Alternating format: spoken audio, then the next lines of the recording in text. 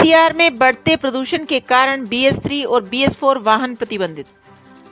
NCR में प्रदूषण का स्तर लगातार खतरनाक होता जा रहा है। दिल्ली से सटे गाजियाबाद में भी हालात गंभीर बने हुए हैं। हवा में जहरीले धुएं और धूल कणों की बढ़ती मात्रा को देखते हुए कड़ा कदम उठाया है।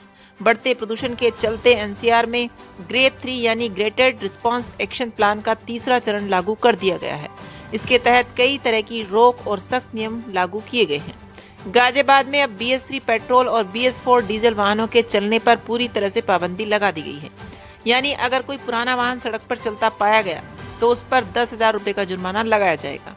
यह नियम निजी और कमर्शियल दोनों तरह के वाहनों पर लागू होगा। ARTO प्रशासन मनोज कुमार सिंह ने बताया कि एनसीआर में लगातार एयर क्वालिटी इंडेक्स बढ़ रहा है। इसी वजह से यह सख्त कदम उठाना जरूरी हो गया है।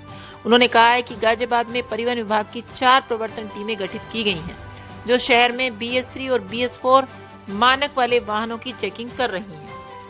परिवहन विभाग द्वारा की जा रही है। ग्रेप 3 की तरह जैसा कि आप अवगत हैं और आप देख भी रहे हैं, एयर क्वालिटी इंडेक्स लगातार बुरी स्थिति में जा रहा है। तो इस दशा में अभी जो हमारे कल आदेश जारी हुए हैं, पहले BS4 गाड़ियां दिल्ली में परमिटेड थी जाने के लिए, गुड्स व्हीकल्स, अब उन पर भी प्रतिबंध लगा दिया गया है। तो इसको दृष्टिगत रखते हुए हमारे जनपद गाजियाबाद के चारों प्रवर्तन दल और नोएडा के सारे प्रवर्तन दल, RTO साहब भी अभी थे थोड़ी देर पहले, उनके नेतृत्व में एक अभियान चलाया जा रहा है कि ऐसी गाड़ी यदि संचालन में पाई जाएंगी तो उन पर चालान की कार्रवाई की जाएगी। सर, कितना जुर्माना रहेगा चालान के तहत?